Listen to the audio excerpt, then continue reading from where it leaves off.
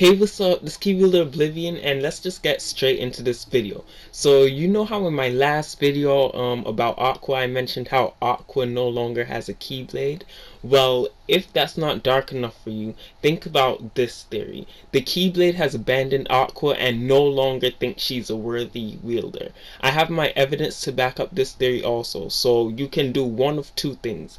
Pause this video, go watch my theory video about Aqua and how she has no Keyblade, and then come back to this video, or just watch this video and then go to that video after. Alright, so let's just start this theory off with some basics about the Keyblade. I understand that there are I understand that there are Kingdom Hearts fans out there that know all this stuff already, but I'm trying to introduce this stuff to a new audience also, so I better just go over the basics of the Keyblade. So there are two main rules I need to address that I'm only going to get into, not everything else. So first rule, the Keyblade chooses its wielder. It chooses one whose heart is strong and unwavering. The second rule, people may get confused with this part, but an existing Keyblade wielder can pass the Keyblade down to someone they may think is worthy through the use of a ceremony. But no, this ceremony does not have to be a fancy one. It could be just a simple thing, or it could be really big and a good ceremony. The confusing part about this second rule is that you have to understand rule 1 still exists. So even though the Keyblade wielder may think this person is worthy, that doesn't necessarily mean the Keyblade approves of that person also. So think of the ceremony as a way to even get a chance for the Keyblade to test you in the first place. It's not like the Keyblade will travel around looking for a wielder. So we see these two rules conflicting, rule 1 and rule 2 conflicting with each other as early as Kingdom Hearts 1 and Birth by Sleep that we see them.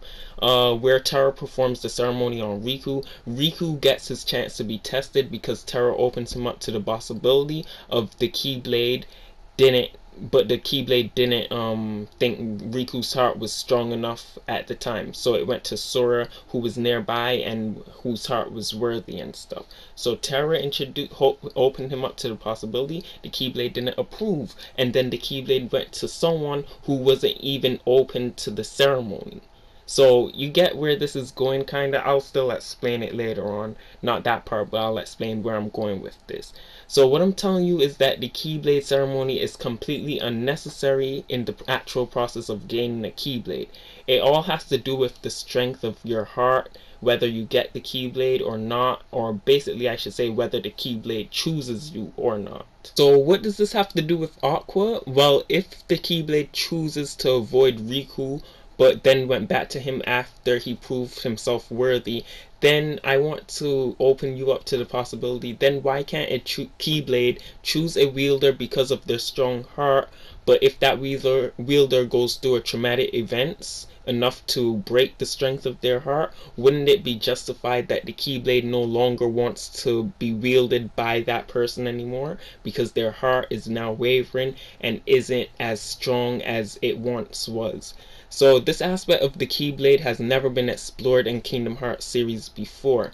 So in my last video I stated that the Keyblade simply went back with Destiny Islands when Destiny Islands got restored from the darkness. But I was technically wrong because it was much deeper and even darker, I guess you would say, from what I was saying. Because in that video, I must admit, even though I came up with that theory, I didn't know the purpose of that theory or the weight that theory had. So I had to just think about it a little bit more, and this is what I really came up with. There's another video about this that I'll be doing. It goes even more into some crazy stuff. So don't forget to stick around to my channel, subscribe, and wait out for that video. So not only does Aqua have no Keyblade, but she can also no longer wield one anymore. Now if this is a story element in Kingdom Hearts 3, I would obviously have to accept it, but it would be extremely sad because out of the three, Terra, Ventus, and Aqua, Ventus was my favorite from Birth by Sleep, played it on the PSP, right?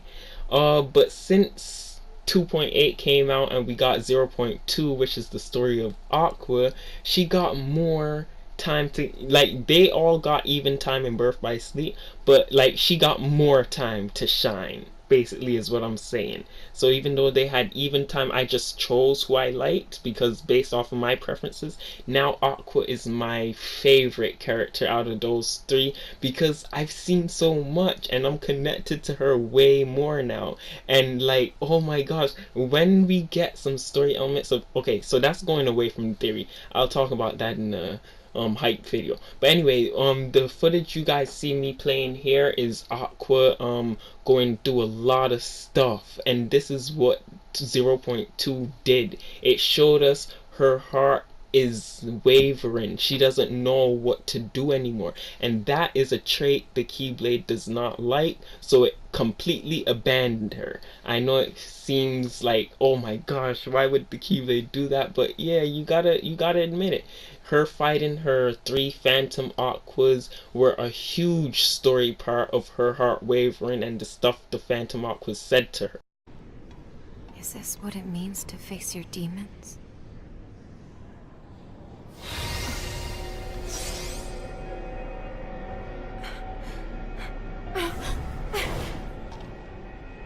Only your heart is hollow enough to be a demon's. That's not true. My heart is strong. I'll prove it. Never would have thought I'd become my own worst enemy. I've talked to myself a lot since falling into these shadows.